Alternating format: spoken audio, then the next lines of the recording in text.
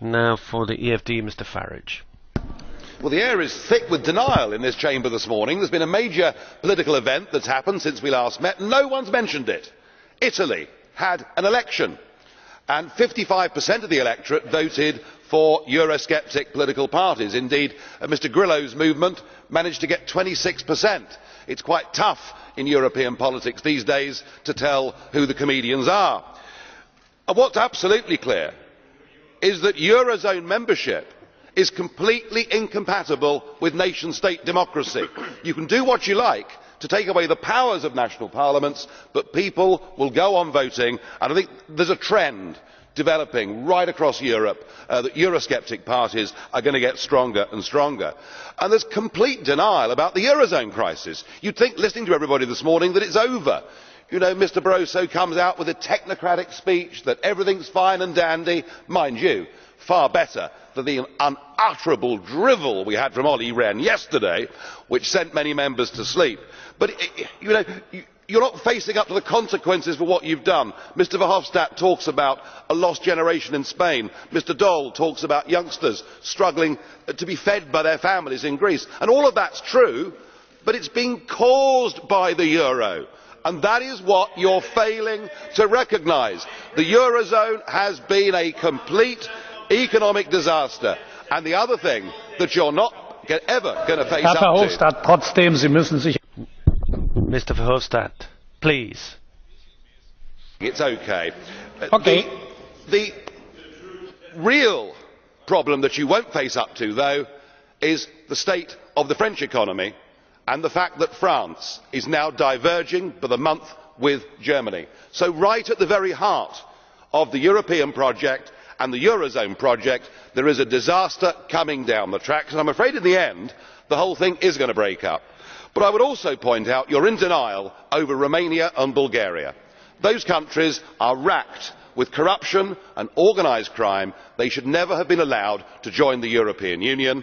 And I want to make it absolutely clear, we in UKIP do not believe it is right and fair to have total open borders from next year for unlimited numbers of people from those countries to come to Britain to work, but also, if they want, to claim benefits. And as the results in the recent Eastleigh by-election showed, the British electorate are increasingly saying that enough is enough. It is not just us. The mayor of Duisburg in Germany has now publicly said that the massive influx from Romania and Bulgaria is causing huge social problems.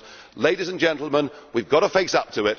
We should not be in political union with Romania and Bulgaria.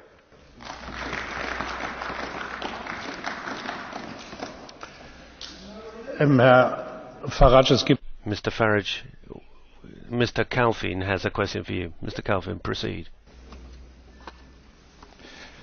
Mr Farage, I raised the blue card because you keep making the internal politics without basing yourself on figures. And let me give you some figures. For every 2,000 British citizens, there is one Bulgarian. For a town of 100,000 people, you have 50. You call this pressure. Out of any 600 unemployed in the UK, you have one Bulgarian. You call this pressure.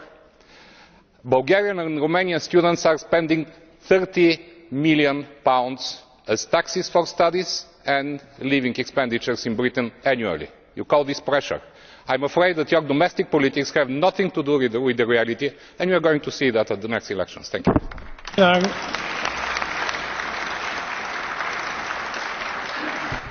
Well, thank you. Let me give you some figures, not ones that I really feel comfortable talking about. They are so shocking.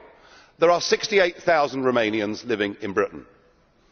And over the course of the last 5 years, in just one police area, the Metropolitan Police, there have been, believe it or not, 27,000 arrests of Romanians.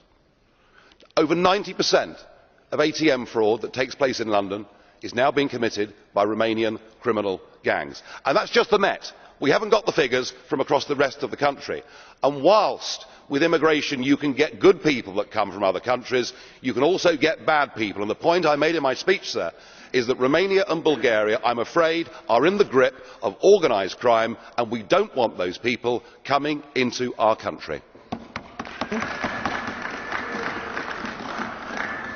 Das Wort hat jetzt für die Vereinigte Linke